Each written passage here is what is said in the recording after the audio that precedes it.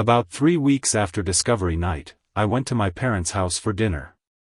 First time I'd seen them since everything happened. I hadn't told them the full story yet. Honestly, I think part of me was embarrassed. Not because she cheated, rationally I know that's not my shame to carry, but because betrayal does something ugly to your self-worth. You start feeling stupid. Like everyone else somehow saw what you missed. My mom knew immediately something was wrong the second I walked through the door. Apparently heartbreak has a physical look to it. She kept asking if I was sick. Asking if I was eating enough.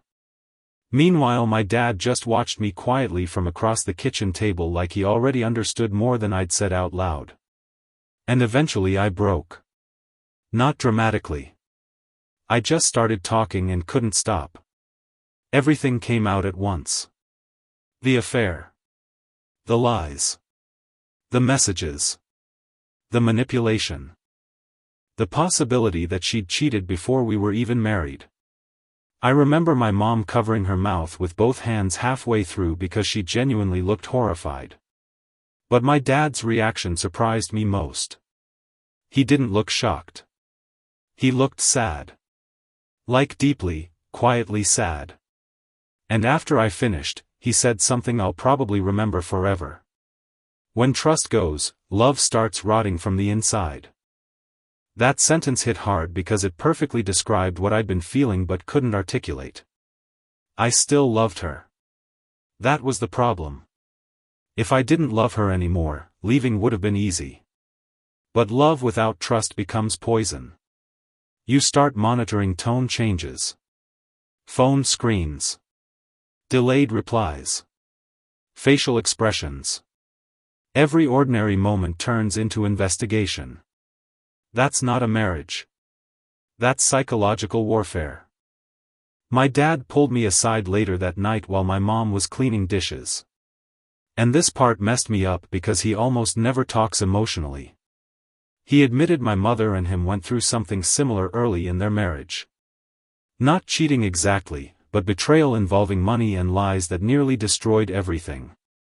Then he looked me dead in the eyes and said, "The difference is your mother spent years rebuilding trust voluntarily. Your wife only tells the truth after getting caught." That sentence basically echoed in my skull the entire drive home. Because it was true. Every single truth I'd uncovered had been forced into the light. Never offered freely. And once you notice that pattern, reconciliation starts feeling impossible. When I got back to the apartment, she was sitting on the couch waiting for me. The lights were dimmed. Candles lit. Music playing softly. It looked like the setup for a date night. I honestly felt exhausted just seeing it. She immediately started crying the second I walked in and said she'd been thinking about us all day. Then she handed me a letter. 4 handwritten pages. I read the whole thing. And I swear to God, parts of it were beautiful. That's what makes situations like this so confusing. Manipulative people aren't cartoon villains 24/7. Sometimes they genuinely say things that sound deeply sincere because in that exact moment they probably believe them. The letter talked about fear. Childhood instability. Self-hatred. The emptiness she constantly felt. How she kept chasing validation because she didn't know how to sit peacefully inside herself. She wrote that I was the safest person she'd ever known. And weirdly, that line hurt most of all. Because safe people often get destroyed by unsafe ones. Then toward the end she wrote, "I think I kept testing whether your love had limits." That sentence chilled me. Because suddenly so much of our relationship made horrible sense. The chaos. The emotional push-pull. The lying followed by intense affection. The constant crises. It was like she needed to repeatedly damage the relationship just to see whether I'd still stay afterward. And the sickest part? I usually did. After I finished reading, she asked quietly, "Is there any part of you that still wants this?" And before I could answer, her phone buzzed. I'm not kidding. At this point it almost felt cosmic. She looked down automatically. And even though she tried hiding the screen quickly, I saw enough. Dana.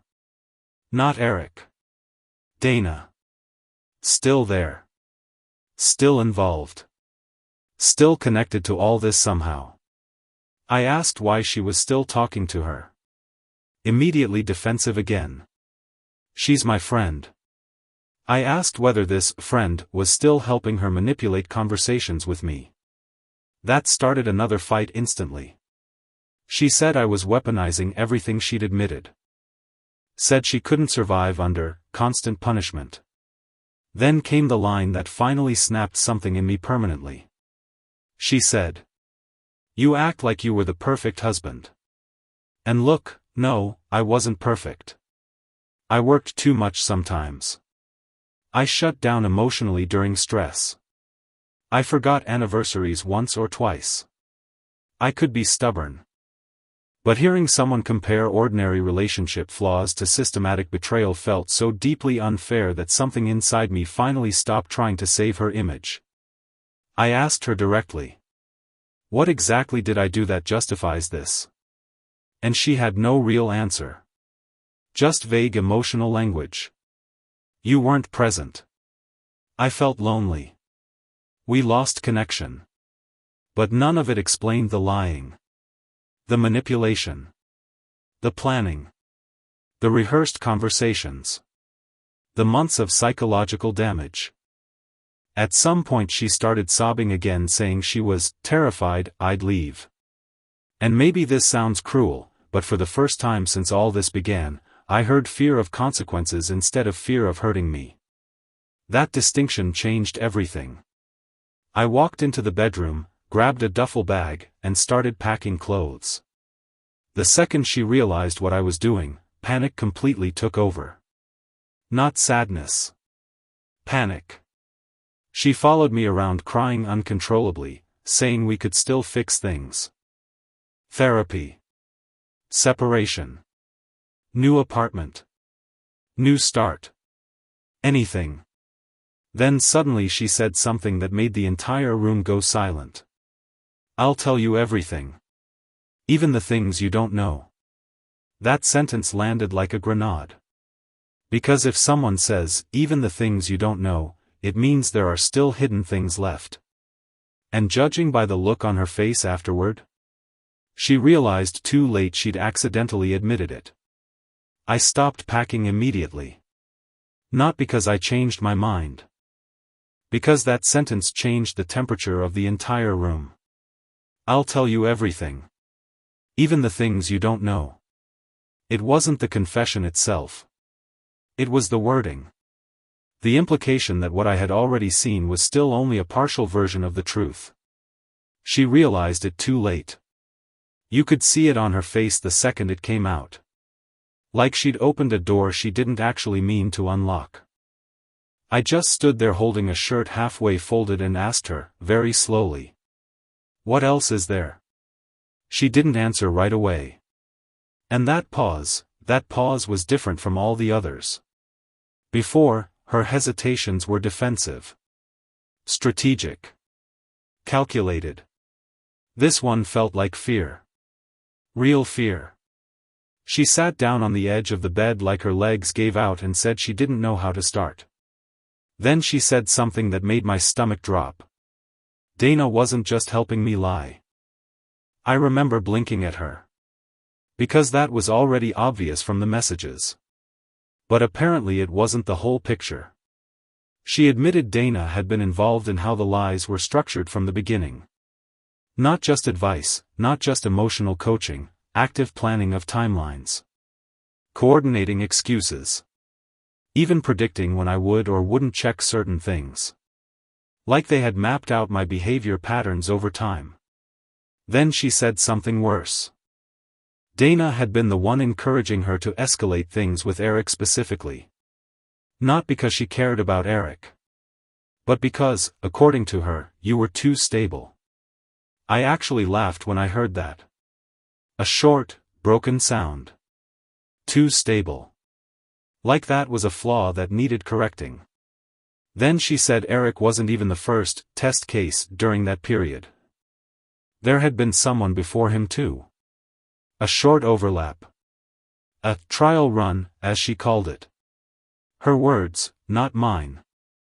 At this point I sat down because my brain couldn't keep up anymore. It wasn't even betrayal at that point. It was system-level deception. Then she dropped the part that really made everything collapse. The pregnancy situation. I already knew she had stopped birth control without telling me at one point. But she said Dana was the one who pushed the idea that getting pregnant would anchor her emotionally and make her stop cycling between people. Not just suggested it. Pushed it. Repeatedly. And when I asked her why she didn't stop talking to Dana, she went quiet for a long time before saying, "Because I was afraid she'd tell you everything if I did." That was the first time the word fear actually made sense in her story.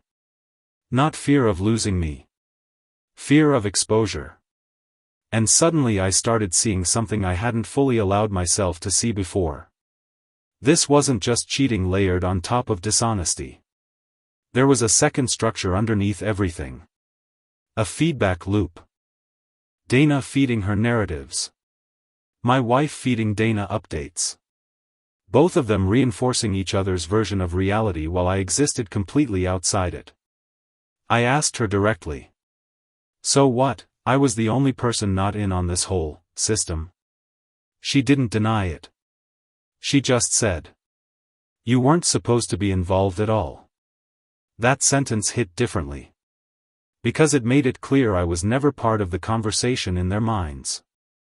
I was the variable. The obstacle. The thing being managed. Not a person in the system, the thing the system was built around. At some point she started crying again and said she didn't know what Dana even was to her anymore. Friend. Therapist. Enabler. Co-conspirator. Control mechanism. She said all those roles blurred together over time. And I asked the question I probably should have asked much earlier. Does she know I know now? That stopped her cold. Completely. And then, quietly, she said, "No." That was the moment everything shifted again. Because suddenly it wasn't just about what had already happened. It was about what could still happen if this kept unfolding. If Dana realized the collapse was happening. If Eric got involved again. If the truth expanded outward instead of staying contained. I felt this strange clarity settle in.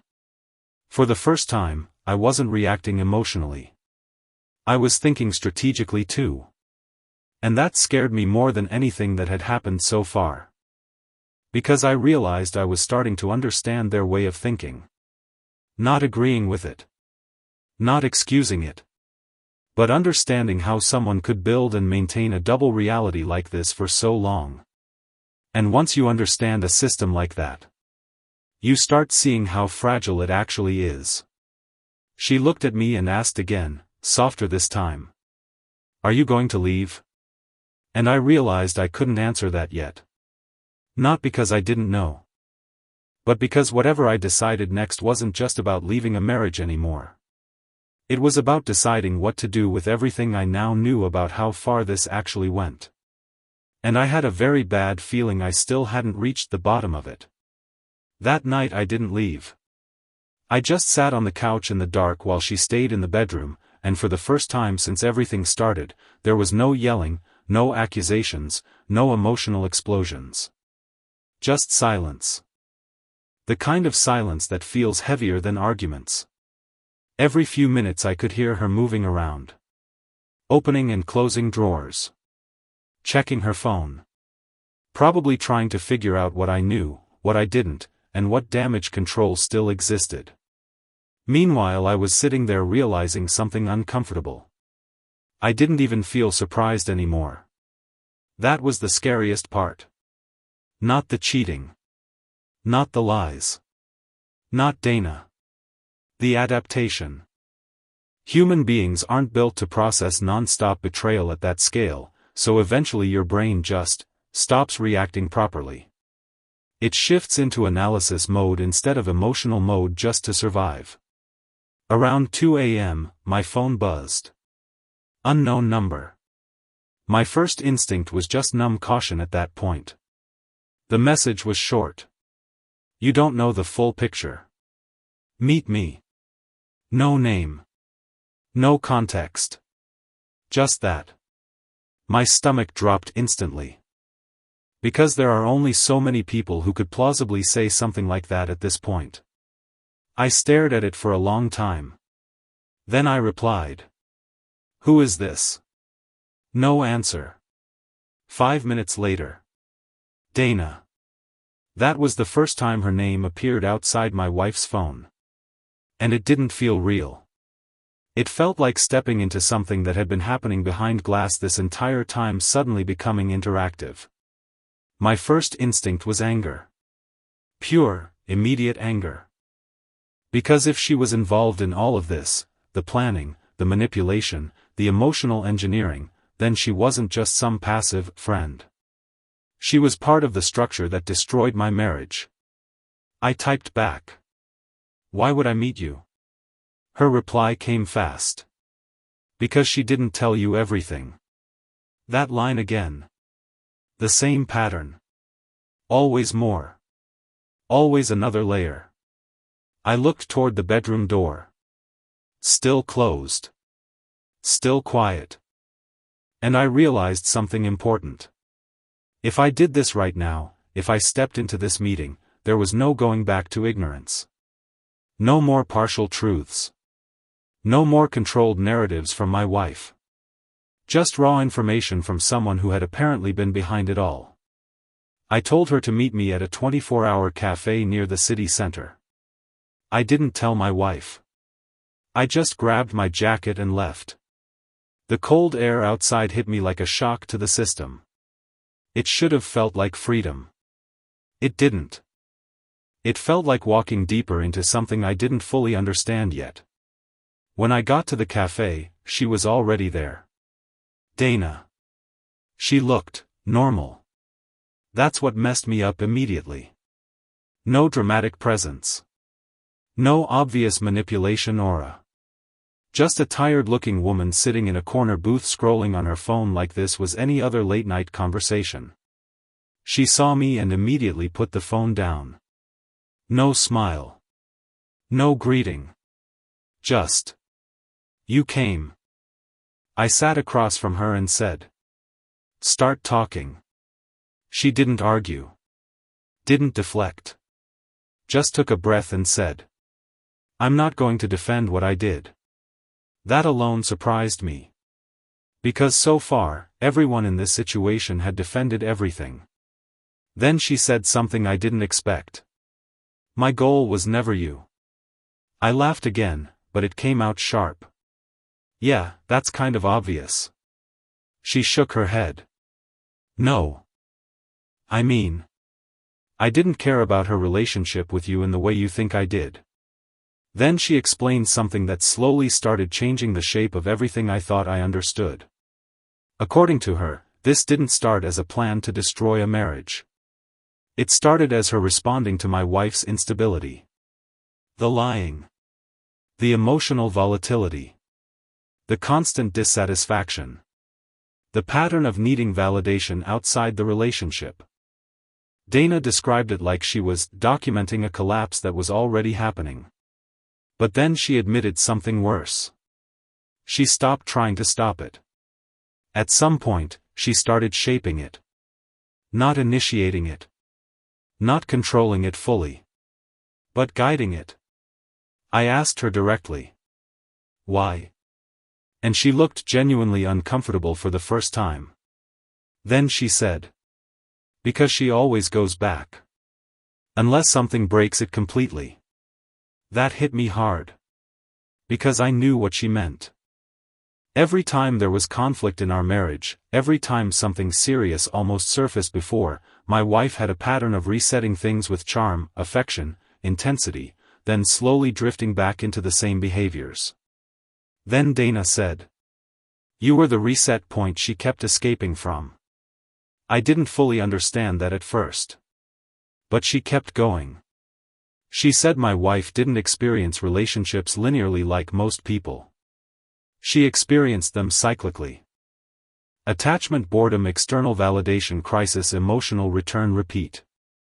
And in that system, I apparently represented stability without escape. Which sounded like a compliment until she clarified it wasn't. It meant I anchored her long enough for the cycle to restart. I sat there trying to process it all. Then I asked the question I actually came for. What about Eric? Dana paused. And for the first time, her confidence cracked slightly. Then she said, Eric was never the goal. That made no sense to me. She explained that Eric was predictable reinforcement. Someone who would validate her when she was in the escape phase, but not challenge the system itself. Not a replacement. Just a tool inside the cycle. I felt sick hearing it described that way. People reduced to functions. Even me. Then she added something quietly. And I think she's already moving into another cycle. I asked what she meant. And Dana said, she's looking for the next version of stability again.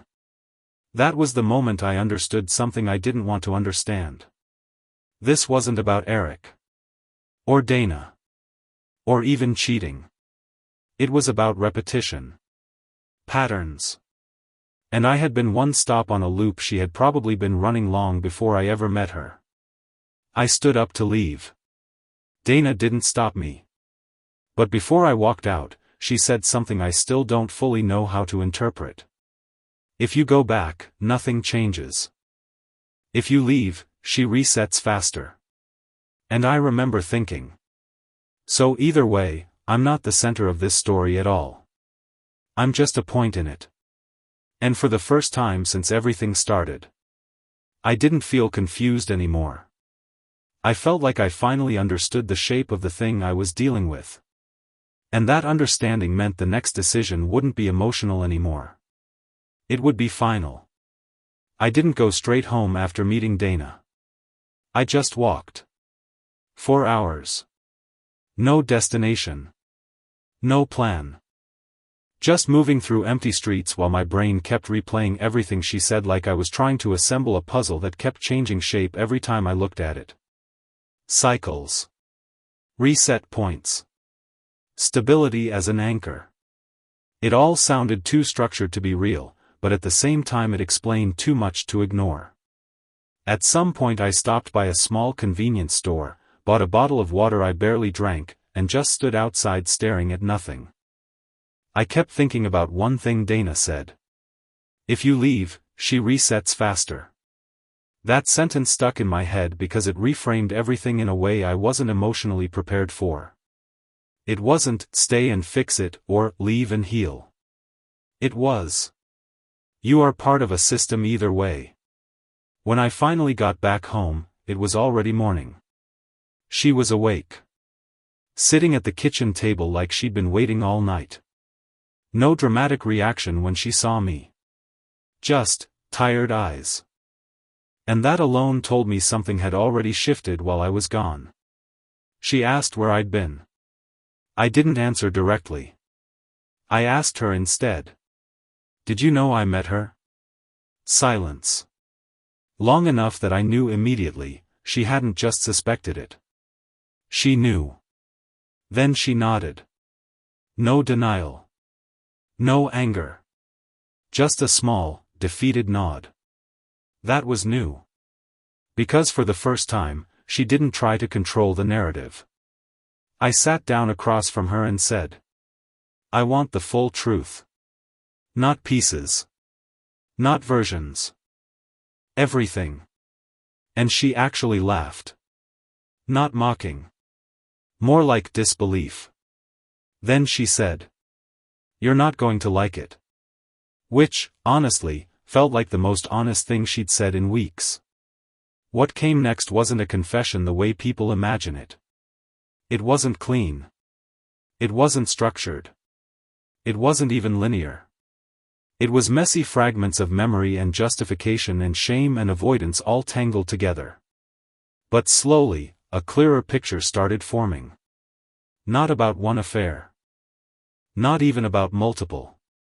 But about duration. She admitted there were periods early in our relationship, before marriage, where she was emotionally involved with other people while still presenting us as exclusive in every meaningful sense.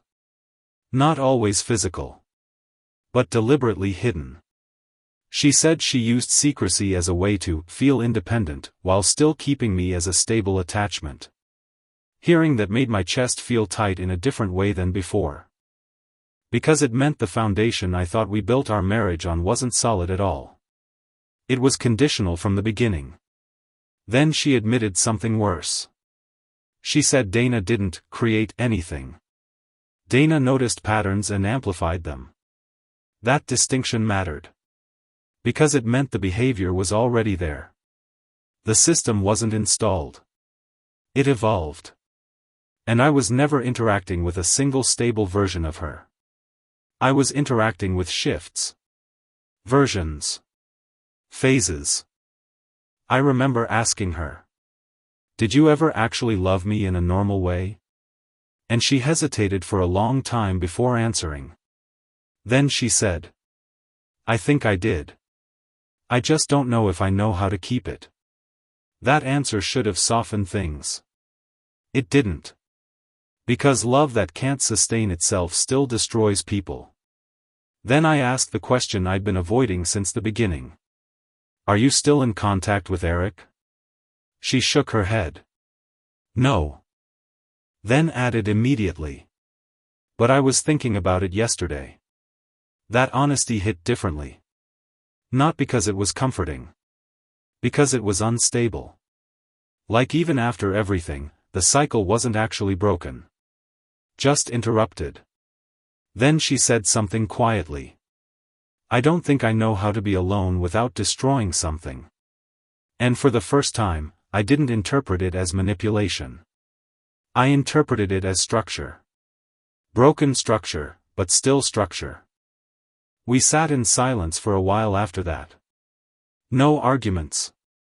No crying.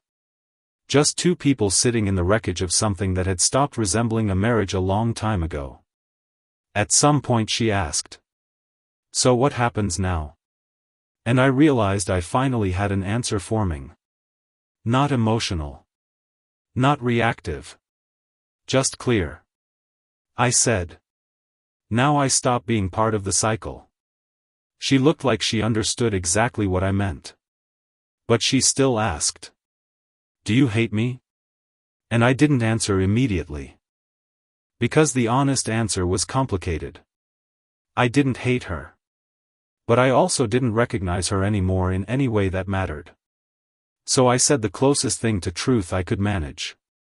"I don't think I have enough connection left to hate you properly." That made her cry again. But this time I didn't move to comfort her. Not out of cruelty. Just because something in me finally understood that comfort had been the glue holding this entire broken pattern together for far too long. I stood up and went to the bedroom. Started packing again. And this time, she didn't follow me immediately. She just stayed sitting at the table. Watching. Like she already knew this time wasn't another temporary break. It was the beginning of the end. And as I zipped my bag closed, one thought kept repeating in my head. Whatever comes after this. It won't be a continuation of my life. It will be something completely new. Packing my bag should have felt like closure. It didn't. It felt like standing on the edge of something I still couldn't fully see the bottom of. Even after everything she'd admitted, everything Dana had said, everything I'd read with my own eyes, there was still this strange emotional residue that wouldn't let me fully detach in a clean way. That's the part nobody really talks about. You don't just turn off 9 years of attachment because logic tells you to leave. You disconnect in layers. And some of those layers are stubborn. She finally stood up as I was zipping the bag shut. Slowly. Carefully. Like she was afraid of triggering the exact outcome she already knew was coming. She said my name once. Soft. Not dramatic. Not pleading. Just, tired. I didn't answer.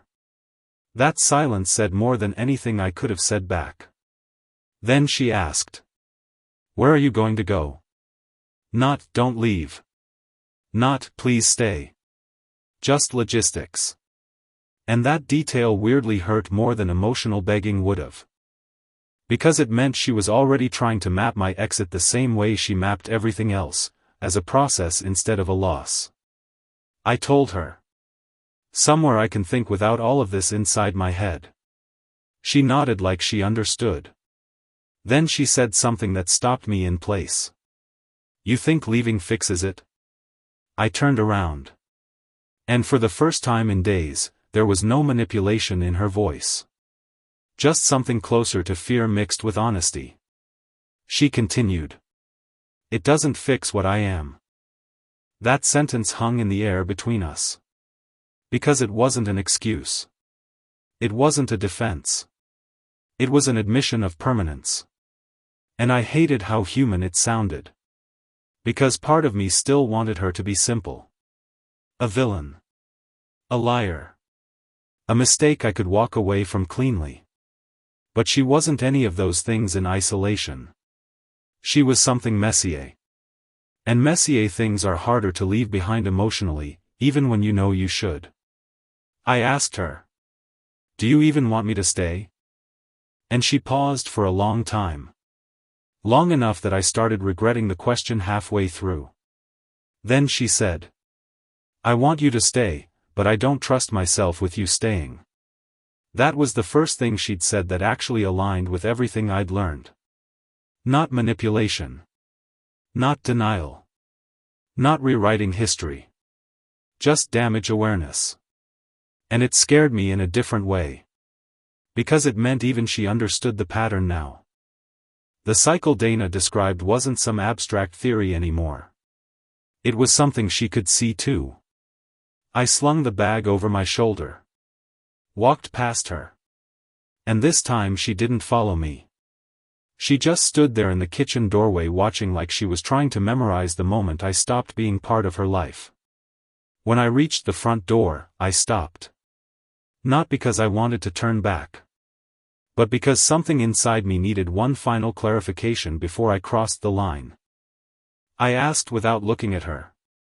Was any of it real enough to matter? Silence again. Then she said. Yes. That's why it got so bad.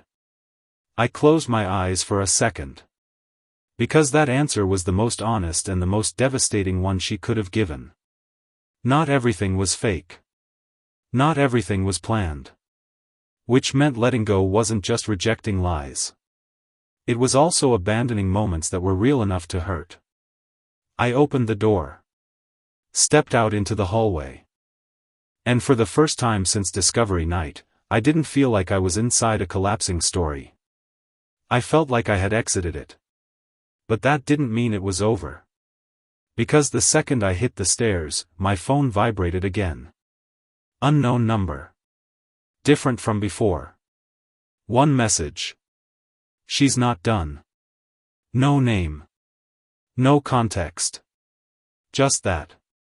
And my stomach dropped immediately. Because even after everything I just walked away from, it sounded like the cycle hadn't actually stopped at all.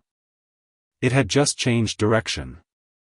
I stood in the stairwell for a long time just staring at that message. She's not done. At that point my brain didn't even go to fear first anymore. It went to exhaustion. Like I'd been pulled through so many layers of confusion in such a short time that my emotional system had stopped responding with anything clean. Everything now came in fragments, suspicion, doubt, anger, then this weird dull fatigue underneath it all. I looked around the stairwell again. Same stairs. Same hallway. Same early morning silence. No obvious movement. No dramatic figure standing in the distance. Nothing that matched the intensity of the message on my screen. And that's when something practical finally broke through the chaos. I opened my phone settings. Not because I suddenly became calm, but because after everything, Dana, Eric, the screenshots, the messages from unknown numbers, I'd started assuming I was missing something simple before assuming anything complicated. Location services. That was the first thing I checked. Then shared access. Then linked devices. And that's when I saw it. A shared device session. Not new. Not hacked. Not hidden. Just something that had been active for a long time without either of us really thinking about it anymore. A tracking feature we'd set up years ago when we used to share everything, locations, passwords, calendars, the whole "we trust each other completely" phase. It had never been turned off. And worse, it had been quietly sinking even through all the changes. I felt something shift in my chest when I realized what that meant. I see you wasn't some mysterious observer in a hidden system. It was far more immediate. It meant she was looking at a live dot on a map. Right now. I sat there for a moment just staring at my screen, suddenly aware of how close she could actually be. Not metaphorically. Physically. I stood up slowly and looked around again, this time differently. Not paranoid, just recalibrating. And then my phone rang. Her name. This time I answered. For a few seconds neither of us spoke. Then she said, very quietly. You turned your phone off. Not a question. An observation. I swallowed. Where are you? She didn't answer that directly. Instead she said. You didn't have to leave like that. And something about her tone felt different again. Not chaotic. Not defensive. Not crying. Controlled. I asked her if she was following me. A pause. Then. I didn't need to. That line made my stomach tighten. Because it confirmed what I was just starting to realize, she wasn't chasing randomly anymore. She was reading information in real time. I looked down at my screen again. The shared location dot. Still active. Still broadcasting. And suddenly all the earlier "I see you" messages made sense in the most unglamorous way possible. No hidden watcher. No outside system. Just two people still technically linked in ways neither of us had fully shut down. I sat back down on the bench. My voice came out lower than I expected when I finally spoke again. What do you want? Another pause. Then she said something I didn't expect at all. I want to see you face to face before you decide what this becomes. No manipulation in the tone. No panic. Just intent. And for the first time since everything started, I realized something unsettling. The situation wasn't escalating anymore. It was converging. All the threads, Dana, Eric, the messages, the hidden conversations, the unknown numbers, they weren't expanding outward anymore. They were pulling back toward a single point. Us. I looked at the empty playground again, then at my phone, then at the street beyond the park. And I finally said. Where? A short pause. Then she sent an address. Not far. Close enough that my chest tightened without me fully knowing why. And underneath it, one last message. Please don't run this time. I stayed seated for a moment after reading it. Because I realized I had a choice I hadn't fully acknowledged until now. Not about staying married. Not about forgiving. Not even about understanding everything. Just about whether I was going to face the final version of this conversation. Or keep letting it chase me in fragments forever. And for the first time in a long time, I stood up without shaking. And started walking toward her. The address wasn't far, but every step felt heavier than the last. It wasn't fear exactly anymore. Not the same kind I had felt earlier in all of this. It was more like anticipation mixed with exhaustion, like my body knew I was approaching the last room in a house I'd been trapped inside for too long. The street she sent me to was quiet, Not abandoned, just ordinary. A cafe on the corner, a few parked cars, someone walking a dog like nothing in the world was happening. That normality almost made it worse. Because my brain had been trained for chaos for weeks now. Anything calm felt suspicious by default. I saw her before she saw me. She was sitting outside at a small table, hood pulled up, hands wrapped around a cup she wasn't drinking from. No dramatic makeup. No performance. No visible emotional breakdown. Just still. When she looked up and saw me, she didn't smile. Didn't cry. Just nodded once. Like confirming I actually came. I sat down across from her. For a few seconds neither of us spoke. It felt strange being that close to her again without the apartment, without the history pressing in from all sides. Just two people at a table. Finally she said. "You look tired." I almost laughed. Because of course that's what she started with. Not, "I'm sorry." Not, "I ruined everything." Not even, "Are you okay?" Just observation. I said. "You told me not to run." She nodded slowly. "I meant it." Another pause. Then she added something I didn't expect. "I'm not here to convince you to stay." That caught me off guard enough that I actually looked at her differently for a second. Because every interaction for weeks had been persuasion in some form. Arguments. Tears. Justifications. Rewriting history in real time. This was different. I asked her. "Then why am I here?" She looked down at her cup for a moment before answering. "Because I don't want the version of you that leaves to be based on fragments anymore." That sentence landed heavier than it should have. Fragments. That word again. I said. "Everything I have is fragments." She nodded. "I know." Then she finally looked at me directly. And I noticed something in her expression I hadn't seen clearly before. Not manipulation. Not chaos.